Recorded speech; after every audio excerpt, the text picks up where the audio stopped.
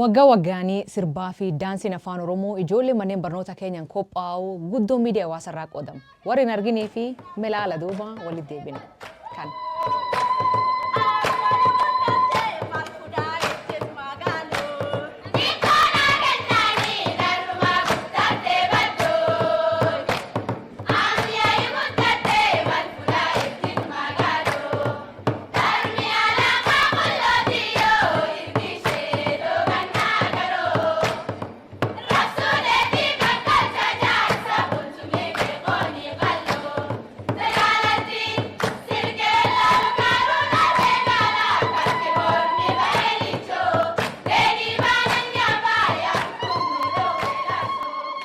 Aadaan turinii feestivaalii muuziqaa Keenyaa kan ministeera barnoota jaljiruunii qophaa'a. Feestivaalii bara 1948 jalqabu kuniin bahaa fi jiddugala Afrikaa keessatti isa guddaa jedhamee amanama. Dameewwan dhibba jalaatti barattoonni Keenyaa miliyoona 3 ol ta'anii jalaatti dorgoman yookiin irratti hirmaatan. Aadaan Oromoo feestivaala kan keessatti guddoo baratamaa ta'ee dhufe. Dhiyeen kan keessattuu aadaa, sirbaa, wanneen afaan Oromoo yookiin aadaa Oromoo calaqqisiisan guddoo keenya keessatti beekamaa ta'ee dhufe. Keenya keessatti osoo hin taane biyyoota baha Afrikaa, Yugaandaa fa'aallee deemanii achitti qopheeffame. Kan duuba kan jiru dargaggeessi tokko yookiin barsiisa tokko barsiisa suniin har'a istuudiyoo na waliin argama. Isaan fuul wal isaan barsiifna. Dhiyaadh galgee. Galatoo. Galgaloon eenyu? Galgaloo maqaan kiyya galgaloo guyyoo waaqoo jedhanii Oromoo Yaleeti. Barnoota illee kutaa tokko waggaa 8 Mooyal baradhee high schoolii Meeruu baradhee yuunivarsiitii gara Naayiroobii baradhee ammaan tana barsiisaa high schoolii hedduu gatta'ee ammaan tana barsiisaa kolleejjii afaan Kiswahilii barsiisa. Afaan Kiswahilii barsiifte? Aadaa Oromoo kana barsiisuu yoom jalqabde yookiin argisiisuu yookiin ijoollee manneen barnoota kana leenjisuu yoom jalqabde? Gan sadii hadabree leenjisan jalqabe. Gan sadii hadabree Kenya Music Festival jedhanii ayyaana muuziqaa Keenyaa gan cufaa hin jirti. Gosti tammoo Keenyaa keessaa aadaa ofii agarsiisti. Alleen gan sadii hadabree akkan taa'ee aadaan teennallee mul'achuu qabdi jedhee akkasiin jalqabe 2023. Aadaa sun agarsiisuu jalqabde. Ati walaleessa yookiin barsiisaa afaan Swahilii jette. Ammoo galgaloon barsiisaa qofa osoo hin taane walaleessa jaba afaan Ingiliffaa fi afaan Swahiliilee coohee barreessa. Aadaa yookiin wanneen dhimmoota hawaasummaa kanneen akka ajjecha dubartoota keenya keessa babal'achaa dhufee malaamaltummaa fi hojii dhabdummaa dargaggoota illee walaloo isaatiin barreessa. Walaloo kana maatii keessan kee jira jedhanii galgee. Ati maatii jaarsa waaqoo qooxoofa keessa dhufte. Akkana. Kan kee dhalootan irraa ka'ee moo abbaa kan kee diqqaa suni wal bira qabee nutti himi? Walaloon kunii wanni inni irra ka'ee seenaa abbaa kee diqqaa jaarsa waaqoo yaadi inni dhufeeni bakka hanga'uu fi walaloo barreessa inni barreessu malee faamilii teen keessa aatii tiyalleen ta'a afaan Oromoo barreessiti. Anammoo beeku guddaa akka jaarsa waaqollee qabu. Ammoo afaan Kiswahiliitii fi Ingilishiin barreessee waan dhibba laf kee jiru.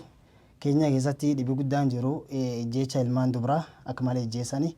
Kaan inni hojjanamii yuunivarsiitii obbaasee hojii barbaadate hojii agatiin nam guddaa mootummaa fa'aa keessaa qabdu tatiin karaa haqiitiin hojii hin arganne walaloo haqa barbaadanii akka jecha dubartoota dhaabanii qoree wal dorgommii muuziqaa Keenyaa hagan cufaa keessatti isteejii irratti geessaa jira.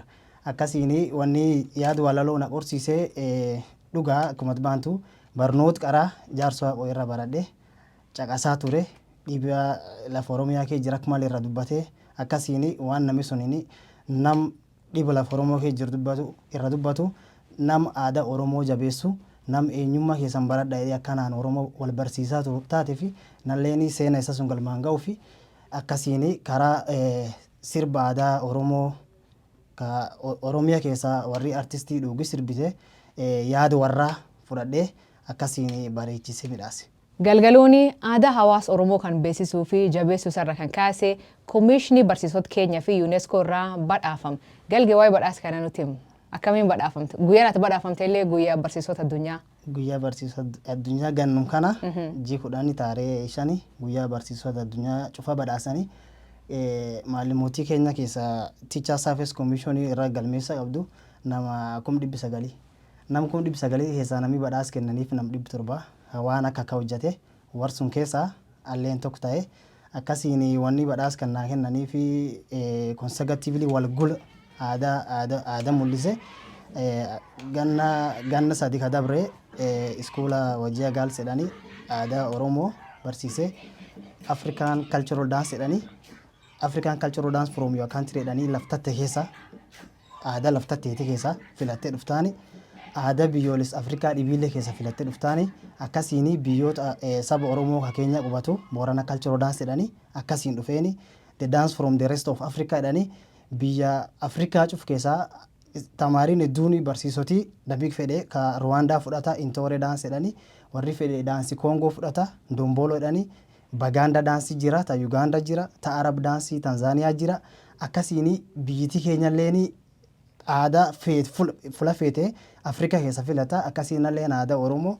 aadaa sab kiyya mul'isuu fi akkasiin jalqabee wal dorgomnee wanni stage gara jaati county level jira region yaani national yaani gala yaani state house fula president William Ruto yaani akkasiin Uganda biyya Arua jedhanii achi yaane aadatiin garsiifne akkasii warri leeni waa warri jedhee nama kana maqaan isaa akka malee mul'ate waan aadaa kana akka malee geggeessaa ture itti teacher service commissioniin akkasii maqaa kiyya galmeessanii UNESCO irraa award trophy argadhe certificate argadhe guyyaa barsiisota addunyaa mizima badhaasanii keessasnallee akkasiin badhaafamaa ture. Music festival Kenya kunini waan diqqaaniti. Nuleen hin beekne gaaf barannu namni irratti hirmaachaa ture. Warri walaloo barreessuu danda'u, kan jechuu danda'u, warri daansii danda'u namni hedduun irratti hirmaataa ture. Sagantaan yookiin sadarkaan inni jalqabu olla irra jalqaba. Zonal level irra jalqabee county deemee county irra national dhufee achi qualificationin kunini waan salphaniiti. Namni cufti argachuu hin danda'u.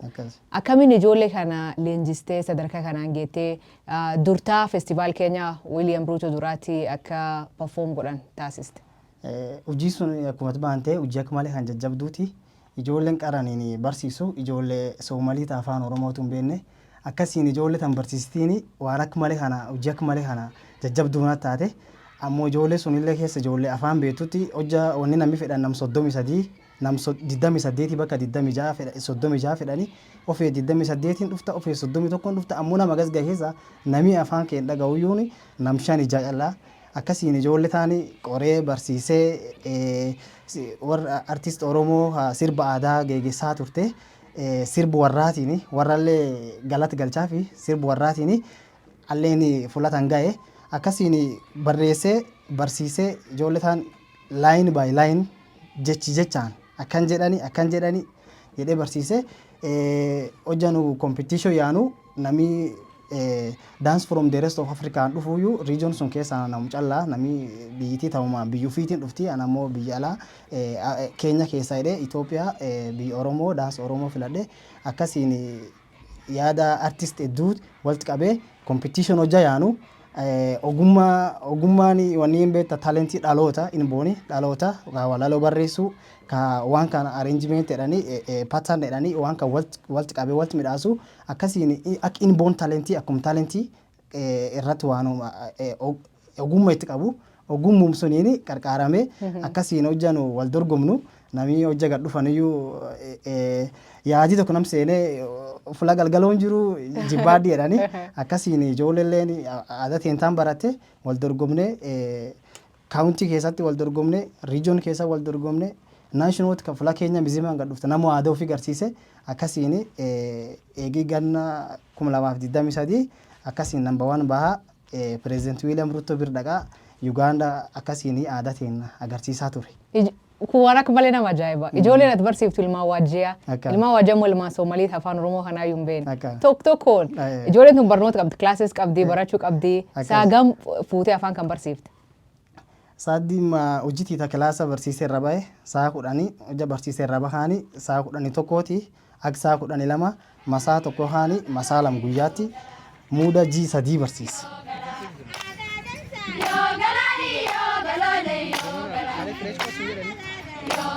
Kamiin qubeen ijoollee sun barsiisaa ture ijoollee sun barsiistiin akka malee na dhibdellee hojjaanin sirba artist Oromoo keessaa sirba Abdullahi Jirmaa fa'aa warri keenya Soomaliilleen dhagaa turte.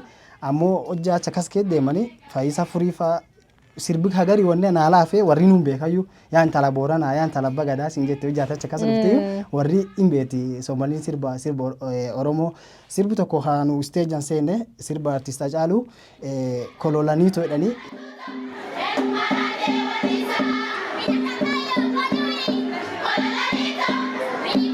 Ijoolleen kololaniitooni maaliin kololaniitoo maali jechaa nagaafachaa turte. Nalleen hiika afaan Oromoo kana ka aksentii ka Oromiyaa keessa guddin ka gari waan na dhibuufi ammoo waan laayinii dubbisa inni dhaga'uufi kololaniitoo biliqiseetoo yaa marartuutoo eenyu maraatee wadhiisaa kan inni jedhu nalleen ammoo hiika karaa dhibiin kenneef eenyu maraatee aadaa ofii dhiisaa aadateen jaalannaa jedhee karaa kanaaf aarse akkasiin barsiisaa ture. Warrilleen fudhatama qabdi jaalala qabdi. Akkasiin karaa sun hin alaaftu. Keenya keessatti namni aadaa garaagaraa argisiisa. Warri Oromoon ta'ini warri Keenya ka Jaluo, ka Kikuyu, ka Wakamba aadaa biraalleen sirba. Aadaa isaanii qofaaniti aadaa Oromoo kanallee guddoo galgeellee akka inni qoroof kadhatan. Galgee muuxannoo akkasii qabda kan namni fuula biraatii si muuziidha yookiin si bilbilee aadaa teessan nu barsiisiin jedhu. Jirti akka malee jirti. Barsiisoti keenya biyyi dhibii. Waan aadaan Oromoo sun akka malee isteet haawusii muyyee fulaa pireezidenti Miilee Ombuttootti mul'atee fi waan warreedhu aadaa midhaadduun bareedduun teessanii gise hedduu namni aadaa walee guyyaa tokko barsiisan tokko Migingo Ayilaand irra simuusiidha naan jedhe ijoollee warra Jaluu garkuun booda Yuugaandaa suni ijoollee tana aadaa ta'een barsiisuu fedha aadaa teessan barsiisuu fedha mee sirba galleedha naa qori dansaan aadaa teennaa egaa inni akkas dubbachuun beeku naa qori jedhe. Gisee hedduu barreessaa fi ture silaaftuu hojjaman wal dorgomsiisuma fudhata waan ijoolleen teessanii atiilleen aadaan teessanii warrilleen aadaa beekuu fi akkasiin menuu qorii aadaa teessan ibsinette aadaa Oromoo namni irra hojjetna callaaniti warri afaan kan hin beeknelleen akka malee kan jaalatte irra hojjetti gara biyya Kisumuu Kikuyuland Kambaland tan cufaa barsiisoti akka malee nam keen barsiisotiin barbaade yaad gaafate akkasii warrilleen aadaatiin hojjennu godhumnuyyuu namni cuftinuu dansaan aadaa teenna gallee ijoolleen taalleen gallee dhaatti dansaan aadaa teenna dhaatti nu akkaan Manuu sirbu tokko sirbu.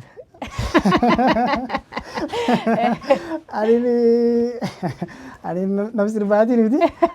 Namni barreessisaa yeroo leenjisu in sirbu num caqasiisaa malee ani in sirbu qoonqoo dansa sirbaallee hin qabu qoonqoo dansa sirbaallee hin qabu sirbuma artistii Oromoo dansa barbaade akkan sirbanii ammoo wanni an qajeelchu jecha qajeelcha akkan jedhanii hojjaaniin stage arrangement stage director item taan directee midhaasee cohee dhaa malee anini dur taa'ee ijoollee akkas sirban hin jedhuuni yaaduun warrummaa sun sirbu warri sirbu sunum gul caqastee akkasumdhaatti malee anini annam sirbaatiin iti sirbu.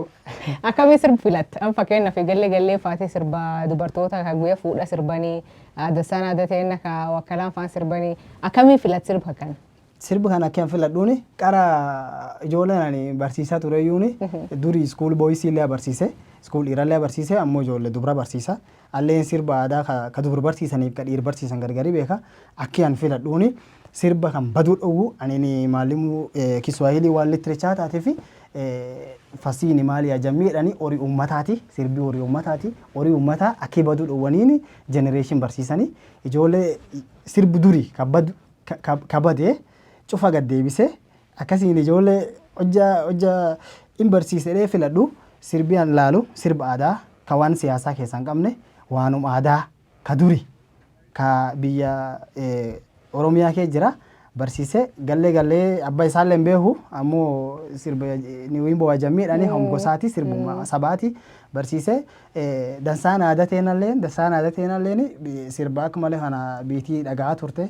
Wakala jaarsoti akkasiin sullee barsiise taanini nallee wanni anini muuziqaa Oromiyaa keessa walitti qabuu fi namni gari waan siyaasaalleen si'a maaniif muuziqaa kan hojjetu walitti qaqqabdu sirba amma Faayisaa Furii ka dimokiraasii hundeen isii burqaan isii Oromiyaa ta'e jedhani namni gari waan siyaasaalleen si'a sunini akkuma hundi dimokiraasii hundi aadaa hundi jaalala Oromiyaa hime.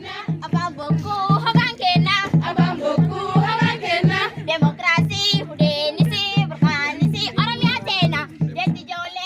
hojja filadhe ka artist tokko callan filu artist gam Kenya illee fil qabe artist gam Itoophiyaa illee qabe cufaa yaada warra walitti qaba yaada warra walitti qabe akkasiin bareedi yoo atammoo tokkum calla filattee tokkum dhaate namni guddoon fudhatu. Ana ammoo waan tokko na ajaa'iba. Keenya keessa naannoleen afaan Oromoo dubbatan hedduu jira.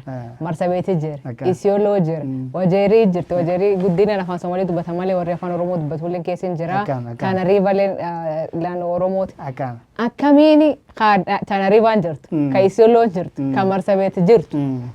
Ijoollee naannoo Somaalii fa'aa keessa dhufan naannoo afaan Somaalii bal'inaan dubbatan keessa dhufanii sirba afaan Oromoon Keenya keessatti tokkoffaa ba'an.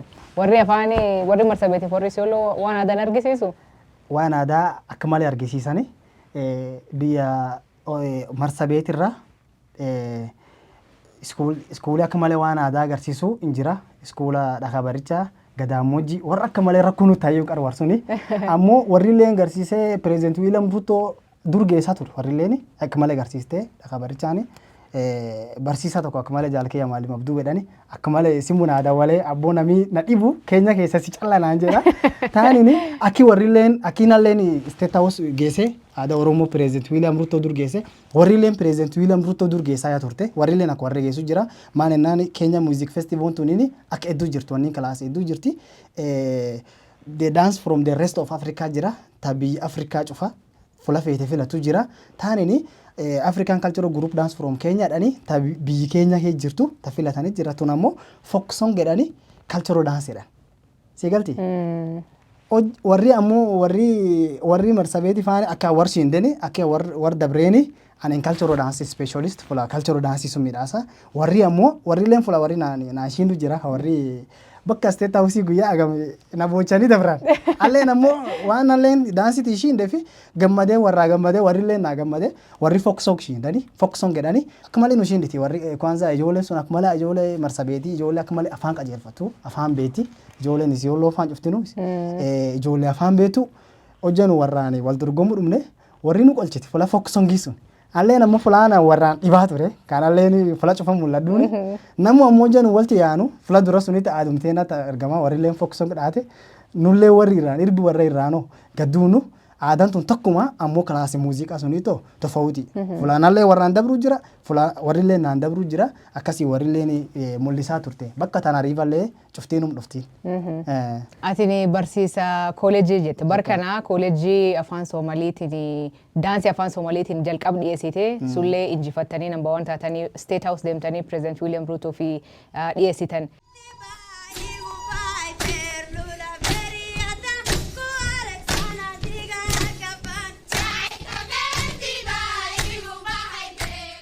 Meekan irraa nuti hima. Daansii aadaa Soomaalii hanqara aadaa Oromoo barsiisaa ture. Kooleejii iskuulii keessaa kooleejii deemennaani waan kana yoo ani labsuun dhufe namni ijoollee dura jesiin afaan Oromoo dhageettu afaan keenya dhageettu nalleen ijoolleen tun afaan hin beekte dhiyoo akkasiin karaa suniin naa laafti. Laaleen naan ijoolleen ta'an ijoollee Soomaalii afaan warri beekuu afaan Soomaalii. Nallee waan jedhee aadaa Soomaalii takkumaa Keenya keessatti isteeja pireezidentii dura mul'attee hin beektu.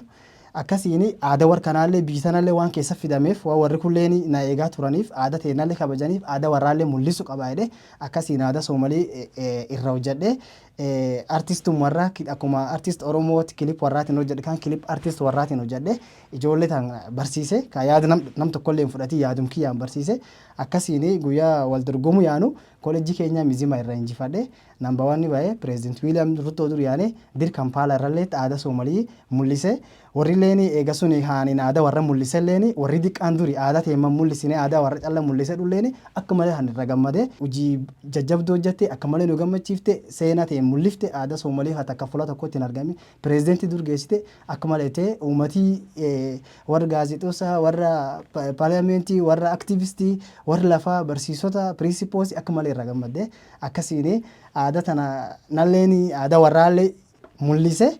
Akkasiin akka teenallee jabaatu ammoo gannum sun ka aadaa Soomaalii geesse aadaa teenallee geesse high school jobbaaroo gaal sedhani akkasiin national taphachiisa lamaanuu wal bira. Akkana keenya keessatti aadaa akkanaan calaqqisiisan. Manneen barnoota irra jalqabaa jechuun guddinaanii yookiin gara gumii gaayoo qofaan adoo hin taane ijoolleen manneen barnoota irra jalqabdee addunyaa irratti mul'isuu jiran. Gama Itoophiyaatti miuzik feestivooliin jira yookiin diraama feestivooliin jira. As jalaa nu barreessaa yaada galgeef qabdanillee asuma jalaa nu barreessaa galatooma.